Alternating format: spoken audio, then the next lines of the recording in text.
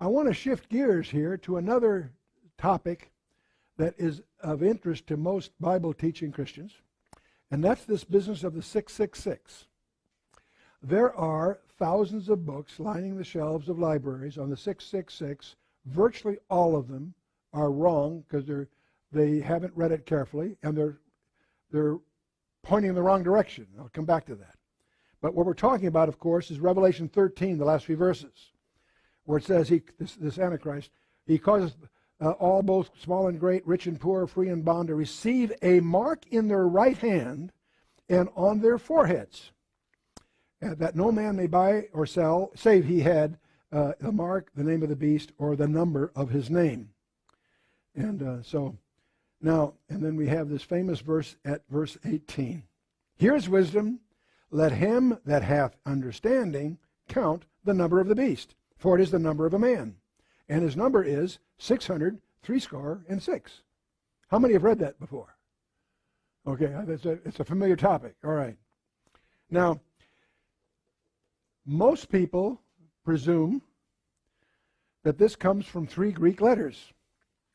And these 3 Greek letters happen to have both Greek and Hebrew are unique in that every member of their alphabet has a numerical value. And people can play games with that in lots of different ways. That's called gematria.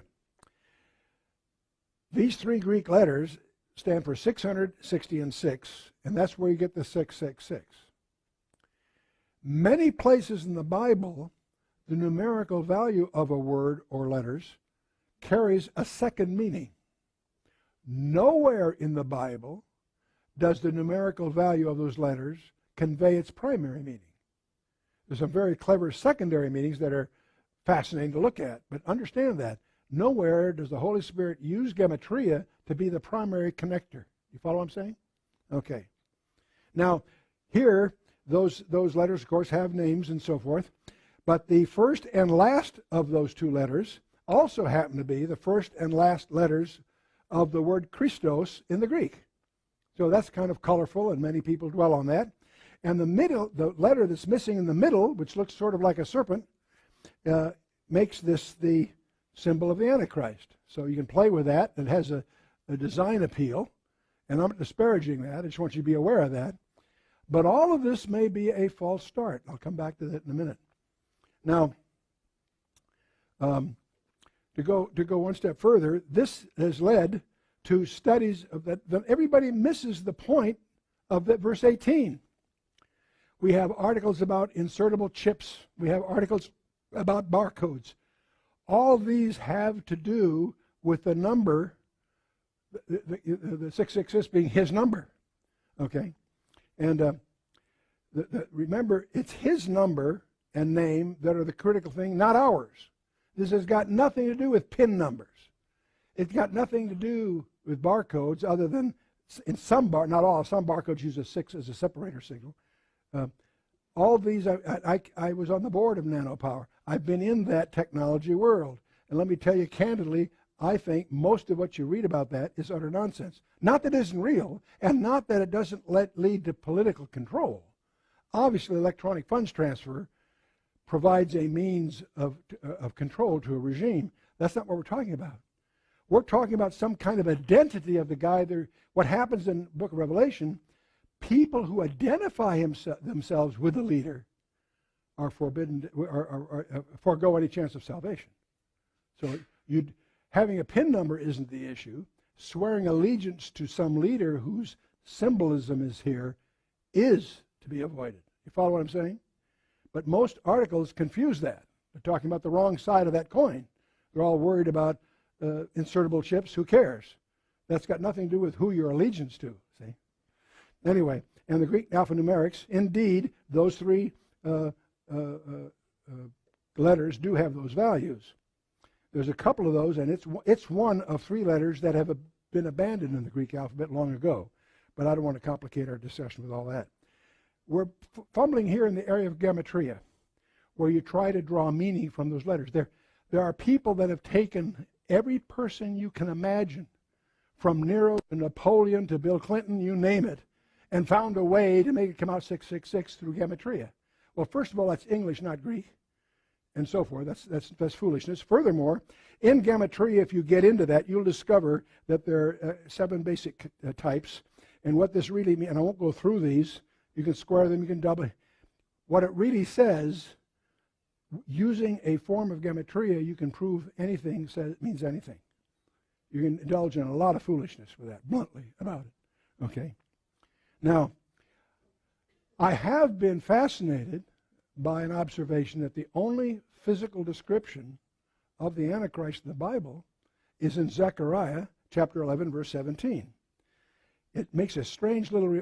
Zechariah is full of these funny little, small little nibbles. It says, woe to the idol shepherd, that's I-D-O-L, in other words, an idolic shepherd. Woe to the shepherd that leaveth the flock, the sword shall be upon his arm, and upon his right eye.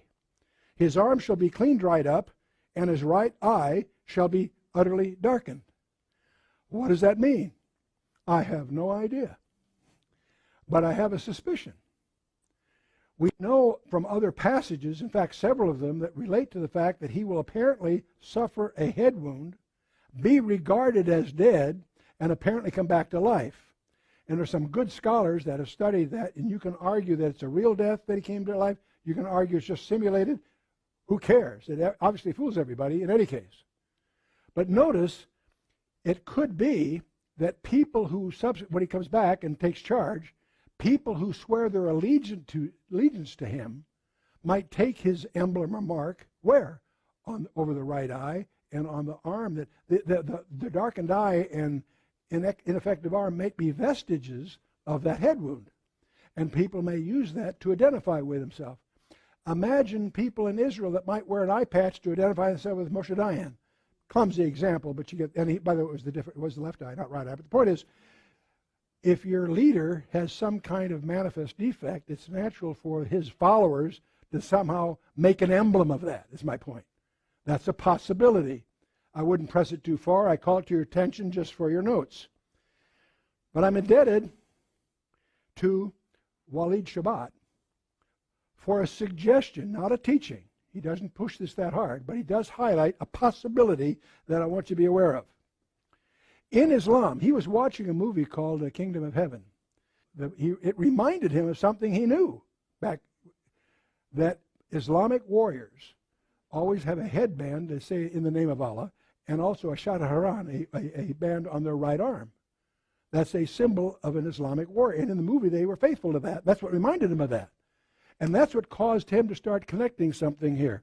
The shadaharan is a declaration of allegiance to Allah and Muhammad, and it's worn by millions on their forehead and their right arm. Interesting. And it's in the Greek. It shows up there too. Moving on here. The number of his name, multitude, there's a question mark here. Let's go back and take a look at this verse, verse 18 of Revelation 13. Here's wisdom, let him that hath understanding count the number of the beast. Now, the word wisdom is pretty straightforward. That's Sophia, wisdom, full of intelligence, just what we think it means. But the word count in English is actually the Greek word thethiso, which is to count or reckon or decide by voting. It's to reckon it, okay? All right, that's close, but might be a little different. Okay. Then we have this word arithmos, which is in this verse 3 times. What does that mean in the Greek? It can mean one of 2 things. Arithmos can mean a specific number. It also can mean an indefinite number, such as a number of people came over last night. How many? Don't know. A number. In other words, an indefinite number. It's used that way in the Greek, or it's used as a precise number. Either way. Okay. Now, man is straightforward. That's anthropos. That's a man, a human being, in other words. Okay. And then his number is 666. And that could be those 3 Greek letters. It might be something else. Now, let's take a look at the manuscripts. At the Oxythacus papyri, if you look closely at the 3rd line, you see those, what apparently are 3 Greek letters, and that gives rise to the translation that we have got in the English, with the 666. You with me so far? However, it turns out that that's the way you see it there. If you take a look at the there we go, Codex Vaticanus, if you look at that more closely, Walid suggests the possibility those aren't Greek letters at all. They may be Arabic letters. He would argue that the manuscript says John wrote what he saw. And he may have not he may wrote down things that we've assumed were Greek letters that are not. Now you need to understand all languages flow towards Jerusalem. All nations east of Jerusalem go from right to left. Not only Hebrew, Aramaic, Arabic, Sanskrit, you name it. All nations west of Jerusalem go from left to right. Obviously Latin and all its derivatives, English, German, what have you, Greek, Cyrillic, go from left to right. If that's Arabic, it doesn't go left to right, it goes right to left. And it's Walid that suggests a valid interpretation of that, if it's Arabic, would be Bism Allah. That's the right, the starting from the right hand, the first two letters would be Bism Allah. What looks like an X to us could be two crossed swords, which is the traditional insignia of Islam. And so he suggests the possibility that this, now some people say, well, that that one is up at an angle. It's that way on their flag of Iraq, by the way, at an angle. So I wouldn't make a thing of that.